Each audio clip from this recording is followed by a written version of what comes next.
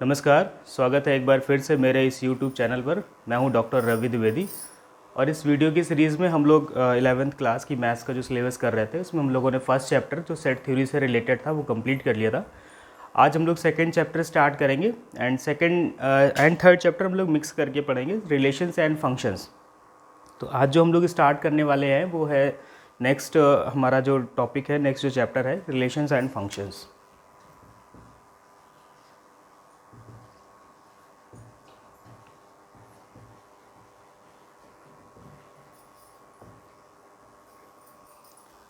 Before हम लोग, इससे पहले कि हम लोग रिलेशन स्टार्ट करें उसके पहले कुछ पॉइंट्स हैं जो हम लोगों को जान लेने चाहिए, जो बेसिक पॉइंट्स हैं जिनकी हमें ज़रूरत पड़ने वाली है रिलेशन में। तो सबसे पहला टर्म्स हमारे पास है ऑर्डर्ड पेयर।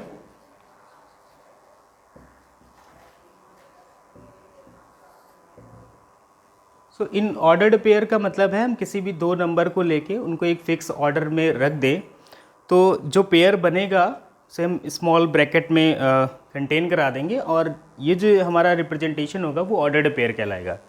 लाइक अगर हमारे पास कोई भी दो नंबर है ए बी, इनको क्या किया हमने एक फ़िक्स ऑर्डर में रख दिया, ठीक है, और ये जो हमारा प्रेजेंटेशन है ये हमारा ऑर्डर्ड पेयर कहलाएगा। ओके, ऑर्डर्ड पेयर इसलिए कहते हैं क्योंकि इसका ऑर्डर फिक्स है। अगर हम इसका ऑर्डर चेंज कर दें, that means B comma A लिख दें, तो वो दोनों इक्वल नहीं होंगे if A not equal to B. अगर ए हमारा बी के इक्वल नहीं है तो हमारा जो ऑर्डर्ड पेयर ए कॉमा बी है और जो बी कॉमा ए है वो आपस में इक्वल नहीं होंगे। तो कोई भी दो ऑर्डर्ड पेयर अगर हमारे पास हैं X comma Y and A comma B, दो ऑर्डर्ड पेयर हमारे पास ये तभी इक्वल होंगे जबकि इफ़ एंड ओनली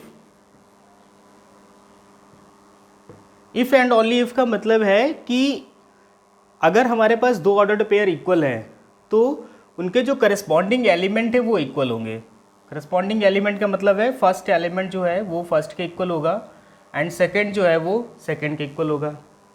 एंड अगर हमारे पास ऐसा है कि x is equal to A given है और y is equal to B given है तो इनसे जो ऑर्डर्ड पेयर बनेगा वो आपस में इक्वल होगा। इफ़ एंड ओनली इफ का मतलब है कि case is true from both side. This implies this, also this implies this. Okay, इस ऑर्डर्ड पेयर के बाद हमारे पास नेक्स्ट जो है वो है क्रॉस प्रोडक्ट।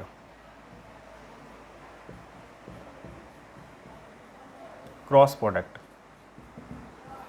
तो क्रॉस प्रोडक्ट का मतलब है कि हम दो सेट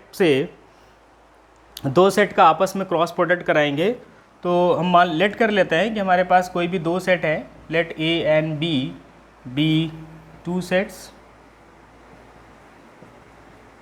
ओके, तो हम लोग ए क्रॉस बी को डिफाइन करेंगे। A cross B is the cross product.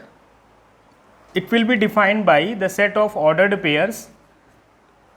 ये हमारा जो ए क्रॉस बी होगा वो ऑर्डर्ड पेयर का सेट होगा और किस तरीके से होगा कि यहाँ पे जो हमारा x होगा वो a में बिलोंग कर रहा होगा एंड y जो है वो b में बिलोंग कर रहा होगा।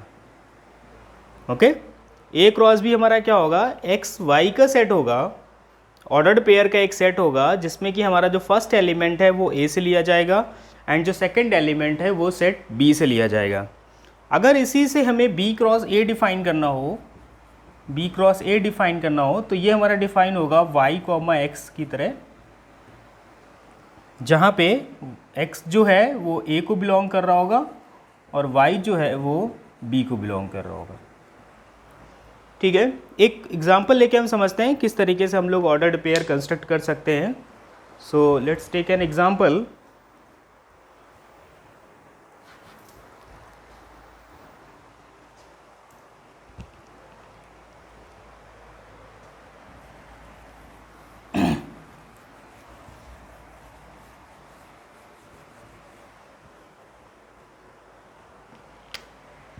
हमने एक सेट ए ले लिया है इस तरीके से कि इसमें जो हमारे एलिमेंट हैं वो 1 2 3 है और एक सेट हमने बी लिया है जिसमें कि हमारे जो एलिमेंट हैं वो A B and C type से हैं।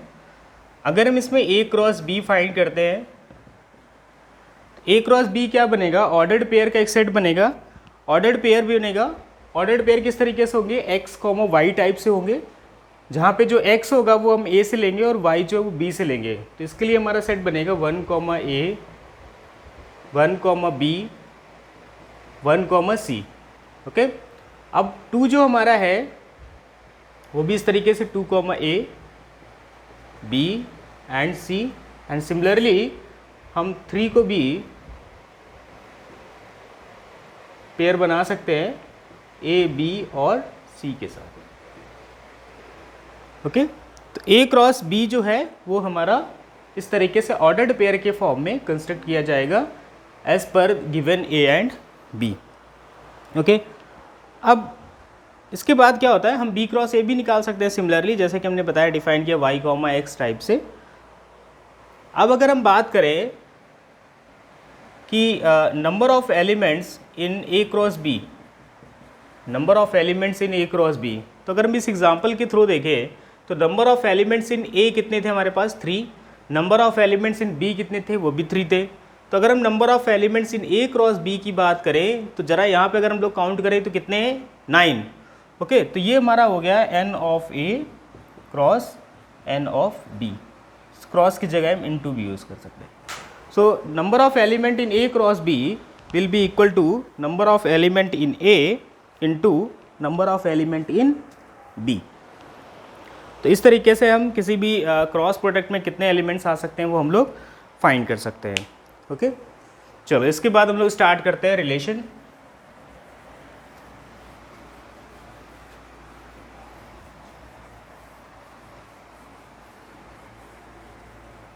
सो रिलेशन को डिफाइन करने से पहले रियल लाइफ में भी हम लोगों ने बहुत बार ये टर्म सुना होगा रिलेटिव्स के नाम से।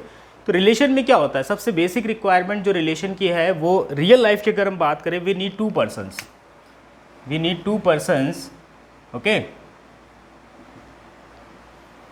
To establish a relation. हमें क्या चाहिए, कोई भी 2 लोग चाहिए कम से कम, ताकि हम एक रिलेशन उनके बीच में डिफाइन कर पाएँ।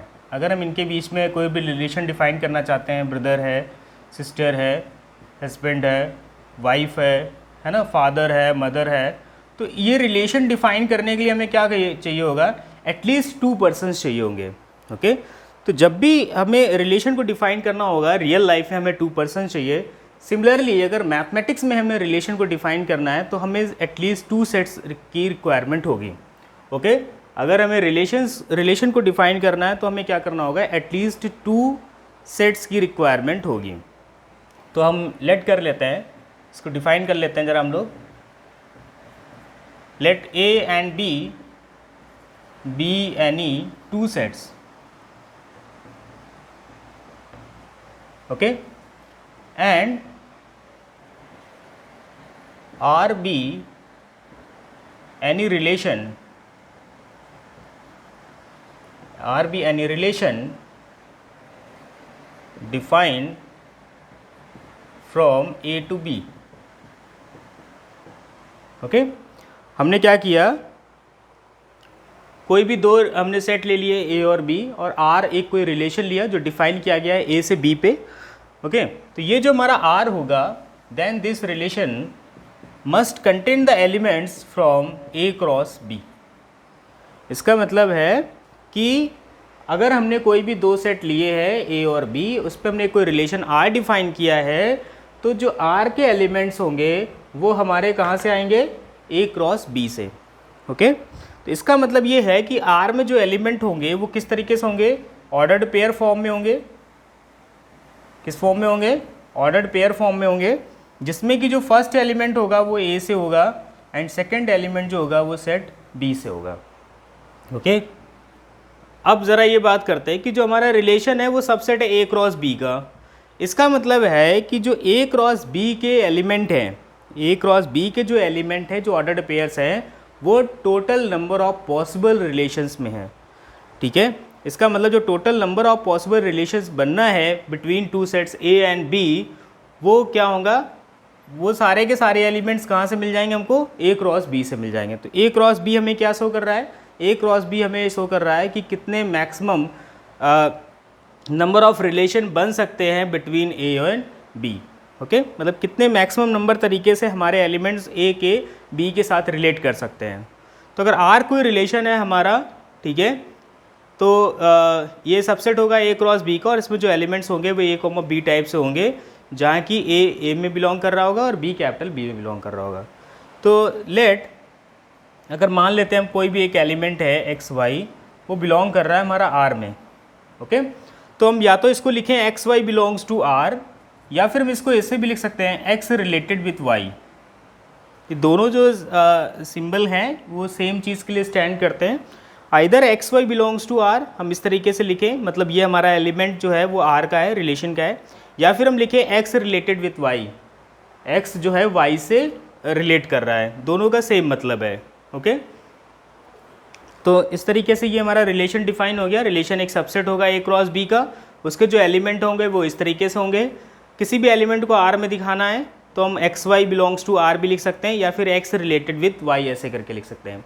अब बात यहाँ पे ये है कि आर है क्या हमारा, तो आर जो हमारा है वो एक रिलेशन है, वो डिफाइंड होगा question by question as per situation. हमें जिस तरीके की रिक्वायरमेंट होगी उस तरीके से हम एक रिलेशन डिफाइन कर लेंगे, या जिस तरीके से हमें रिलेशन डिफाइन करके दिया गया होगा उसके अकॉर्डिंग हम उसके एलिमेंट्स ऑब्टेन कर लेंगे। तो चलो एक एग्जांपल के थ्रू देखते हैं कैसे हम लोग आर को कंस्ट्रक्ट करते हैं।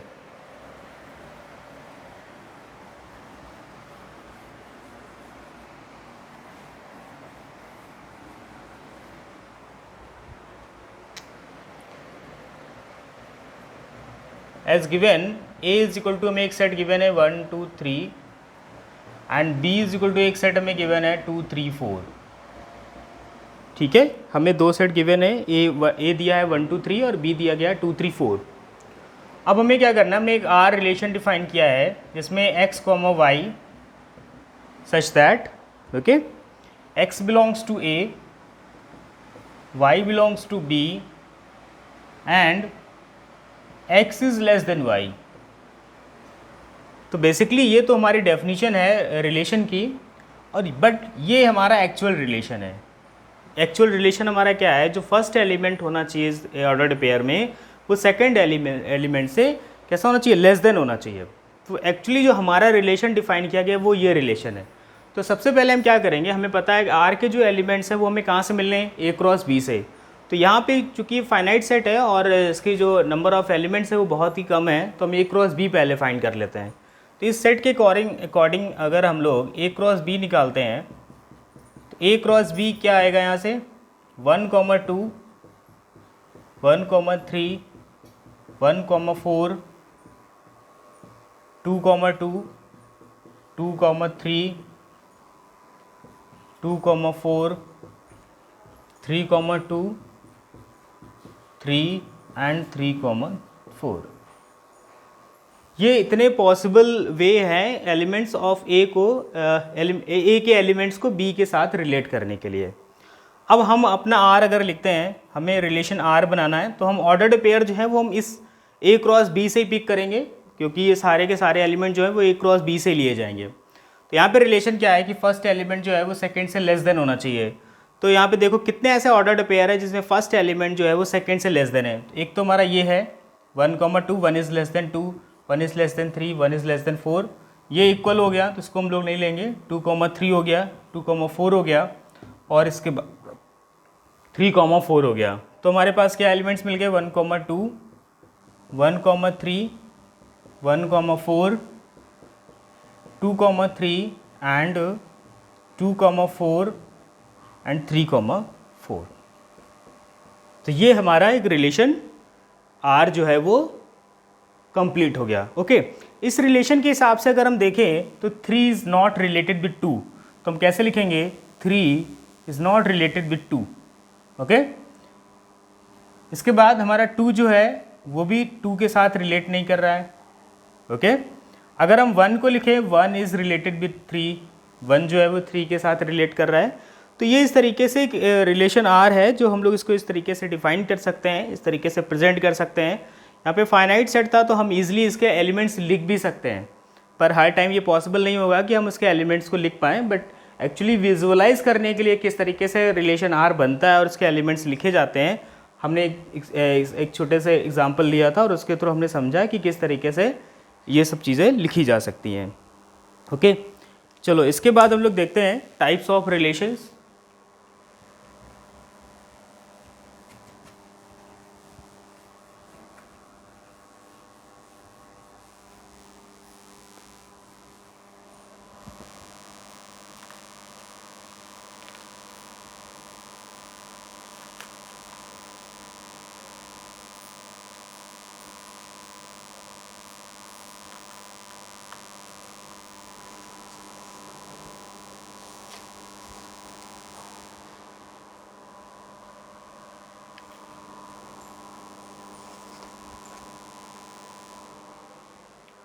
सो टाइप्स ऑफ रिलेशंस पर जाने से पहले हम लोग जरा डोमेन एंड रेंज देख लेते हैं। Domain and range of a relation.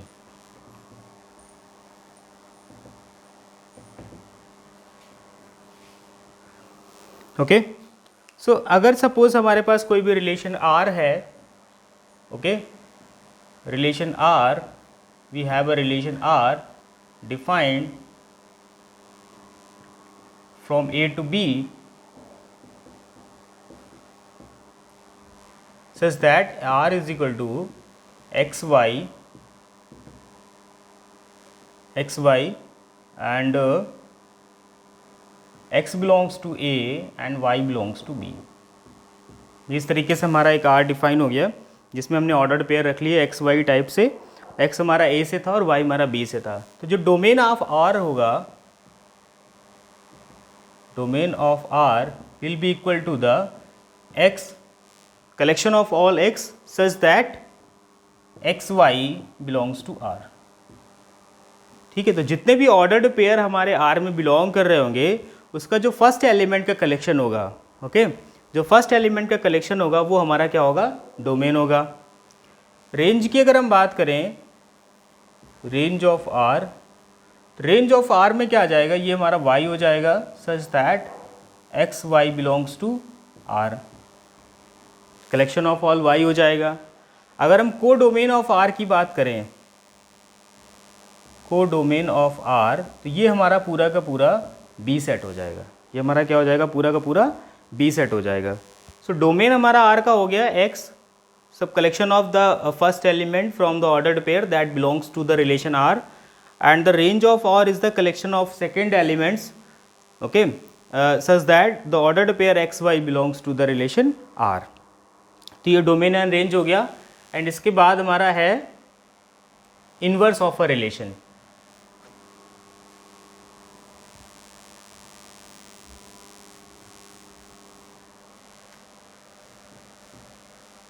Inverse of a relation,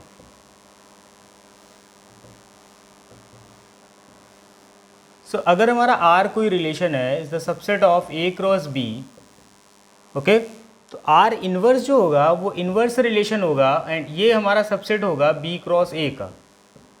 R inverse जो होगा वो हमारा सबसेट होगा B क्रॉस A का, और इसको हम लोग डिफाइन करेंगे y, x सच दैट इधर y जो हमारा है वो B को बिलोंग करेगा और x जो है वो A को बिलोंग करेगा। तो इन्वर्स रिलेशन का मतलब है कि हम ऑर्डर का इन्वर्स कर दें, हम क्या कर दें, ऑर्डर को चेंज कर दें। तो जो हमें रिलेशन मिलेगा वो वो हमारा इन्वर्स रिलेशन होगा गिवन रिलेशन R का। अगर किसी भी रिलेशन में हम ऑर्डर को चेंज कर दें, मतलब A कॉमा B की जगह B कॉमा A लेना स्टार्ट कर दें, तो जो हमें रिलेशन मिलेगा वो इसका इन्वर्स रिलेशन हो जाएगा। ठीक है, अगर हम इसकी डोमेन की बात करें, डोमेन ऑफ R इन्वर्स, तो ये किसके इक्वल हो जाएगा, ये हो जाएगा रेंज ऑफ R के। इसका जो डोमेन हो जाएगा R इनवर्स का, देख लो यहाँ पे।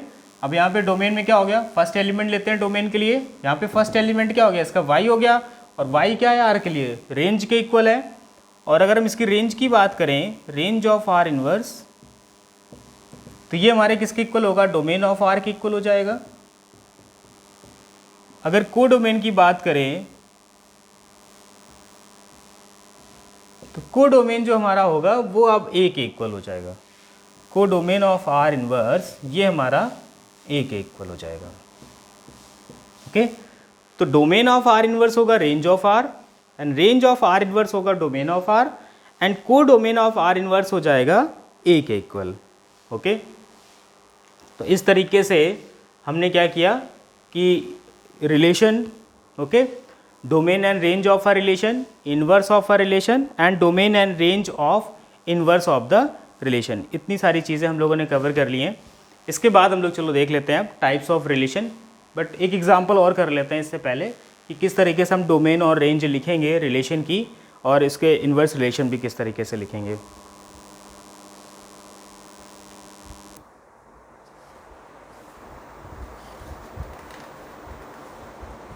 So let's see an example.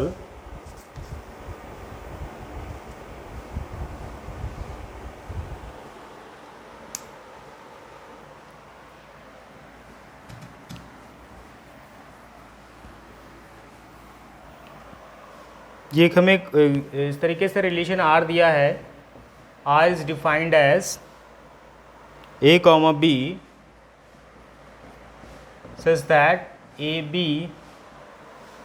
such that A belongs to natural number, A belongs to natural number, A is less than 5 and B is equal to 4, B is equal to 4. Okay, A जो हमारा है वो natural number पे A natural number है और A less than 5 है और B जो है इक्वल टू 4 है. एक चीज़ और है कि अगर हम कोई ऐसा इस तरीके से बोला जाए relation R is defined on A, is defined on a set A. Okay, तो इसका मतलब होता है कि R जो हमारा होगा वो सबसेट होगा A क्रॉस A का. There is no set B, so हमारा जो रिलेशन होगा वो A से A पे डिफाइन होगा. ठीक है, अगर वो A से B पे डिफाइन होना होगा तो हमें सेट B के बारे में भी बताया जाएगा, बट अगर हमें सिर्फ सेट A के बारे में बताया जा रहा है तो इसका मतलब हमारा जो रिलेशन है वो डिफाइन है A से A पे, तो R के जो एलिमेंट्स होंगे वो A क्रॉस A से लिए जाएंगे. ओके, अगर हमें सिंगल सेट दिया है तो हमारा जो रिलेशन होगा वो A से A पे डिफाइन होगा और जो R के एलिमेंट्स हैं वो A क्रॉस A से लिए जाएंगे. तो यहाँ पे अगर हम इसको जरा हम लोग इसके एलिमेंट्स अगर हम लोग लिखना चाहें तो A हमारा क्या है, नेचुरल नंबर में बिलोंग कर रहा है और ये लेस देन 5 है, तो पहला हमारा नेचुरल नंबर 1 होता है और B हमारा फिक्स है 4 लेना है हमें, तो 2,4 आ जाएगा, 3,4 आ जाएगा and it will B 4,4. Okay, तो ये हमारा R सेट कंप्लीट हो गया. अब अगर हम इसके इन्वर्स की बात करें, R इन्वर्स, तो इन्वर्स हमारा क्या हो जाएगा इसका 4,1, 4,2, 4,3 एंड 4,4. अगर हम डोमेन ऑफ R की बात करें तो डोमेन ऑफ R यानी फर्स्ट एलिमेंट का कलेक्शन, तो फर्स्ट एलिमेंट का कलेक्शन क्या हो जाएगा 1, 2, 3 एंड 4. अगर हम रेंज ऑफ R की बात करें तो ये हमारा क्या हो जाएगा सिर्फ और सिर्फ 4, क्योंकि सेकेंड एलिमेंट में हमारे पास सिर्फ क्या है 4 है. तो डोमेन ऑफ R जो हमारा हो गया वो collection of the first element हो गया 1, 2, 3, 4. रेंज ऑफ R में हमारा सेकेंड एलिमेंट का कलेक्शन हो गया, तो सेकेंड सिर्फ सिंगल एलिमेंट है तो हमारा रेंज ऑफ R हो गया 4. तो इस तरीके से हम लोग डोमेन और रेंज की प्रॉब्लम को है जो वो सॉल्व कर सकते हैं, इस तरीके से उनके सोल्यूशन भी फाइंड कर सकते हैं. ओके,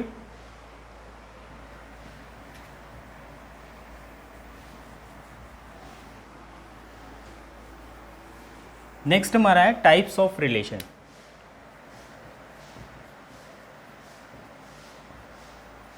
कुछ टाइप्स ऑफ रिलेशंस हम लोग इस वीडियो में देखेंगे और फिर जो बचे हुए टाइप्स होंगे वो हम लोग नेक्स्ट वीडियो में देख लेंगे. ओके, तो पहला टाइप ऑफ रिलेशन में हम लोग बात करते हैं. सबसे पहले कुछ इंपॉर्टेंट वाले हम लोग देख लेते हैं. तो पहला हमारा है रिफ्लेक्सिव, क्योंकि इन पे बेस्ड क्वेश्चन भी पूछे जाते हैं. Reflexive relation. ओके, तो रिफ्लेक्सिव रिलेशन का मतलब है कि if for every x belongs to A, यहाँ पे लिख लेते हैं let R be a relation defined on A, relation on A, on set A. R कोई भी एक रिलेशन है जो सेट A पे डिफाइंड है. तो अब क्या करना है हमें, हम सारे x बिलोंग्स टू A के लिए we have x, x belongs to R.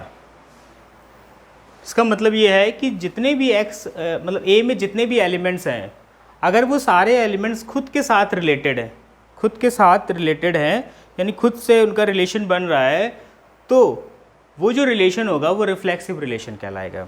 ठीक है, इसको हिंदी में बोलते हैं स्वतुल संबंध, है ना. इसको बोलते हैं स्वतुल, मतलब खुद के साथ उसका जो है ना रिलेशन बन रहा हो, तो हम उसको बोलते हैं reflexive relation. For every x belongs to A if we have x belongs to R, तो इसका मतलब है कि जो हमारा रिलेशन होगा रिफ्लेक्सिव रिलेशन हो जाएगा. फॉर एवरी हमने इसलिए लिखा अगर एक भी x हमें A में ऐसा मिलता है जिसके लिए x, R में नहीं है, तो वो रिलेशन हमारा रिफ्लेक्सिव रिलेशन नहीं होगा.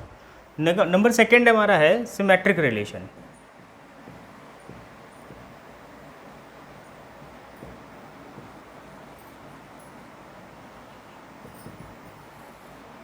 सिमेट्रिक रिलेशन में क्या होता है, for every a b belongs to R, if this implies b comma a belongs to R, then R is symmetric. इसका मतलब यह है कि जितने भी हमारे ऑर्डर्ड पेयर ए कॉमा बी टाइप के होंगे आर में, अगर उनका ऑर्डर चेंज करने पर मतलब बी कॉमा ए भी हमें आर में मिल जाता है, तो इस तरीके का जो रिलेशन होगा वो हमारा सिमेट्रिक रिलेशन होगा। ओके, ये जो हमारा होगा वो सिमेट्रिक रिलेशन होगा। ओके, इसको हम लोग हिंदी में सम्मित्र संबंधी बोलते हैं। तो अगर हमें ए बी दिया है आर में और बी ए बी आर में मिल रहा है तो सिमेट्रिक होगा। बट अगर ए बी हमें नहीं दिया है तो हमें बी ए की रिक्वायरमेंट आर में नहीं है। अगर कोई भी ए बी हमें आर में नहीं मिल रहा है तो उसके लिए हमें बी ए मिले या ना मिले तब भी वो रिलेशन सिमेट्रिक रिलेशन ही होगा। अगर ए कॉमा बी आर में मिल रहा है तो हमें बी कॉमा ए जो है वो आर में मिलना चाहिए। इसके बाद हमारा थर्ड है transitive relation.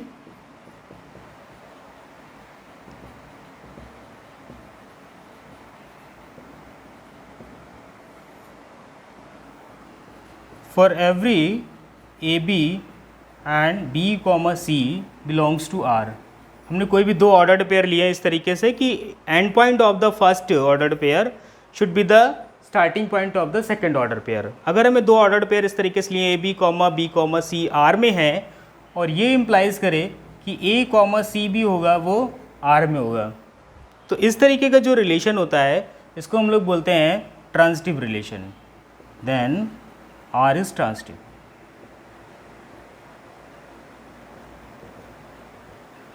Are is transitive. Okay, और अगर कोई भी रिलेशन हमारा रिफ्लेक्सिव, सिमेट्रिक और ट्रांजिटिव तीनों बन रहा है, if a relation is reflexive, symmetric and transitive, then this relation is called as equivalence relation. तो हम लोग इसको बोलते हैं इक्विवेलेंस रिलेशन।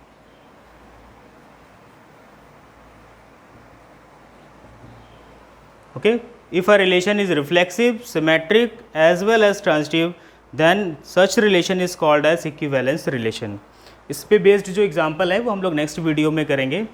ओके, सो इतनी थ्योरीज के लिए ये थ्योरी आप लोग रिवाइज करिएगा। तब तक नेक्स्ट वीडियो में हम लोग इससे रिलेटेड जो प्रॉब्लम है वो करेंगे। And thank you for watching this video. Please हमारे इस चैनल को सब्सक्राइब करें, शेयर करें and as much as possible हमारे वीडियोज़ को लाइक भी करें। जो भी आपके डाउट्स एंड क्वेरीज़ हैं हमें कमेंट बॉक्स में ज़रूर बताएं। Thank you.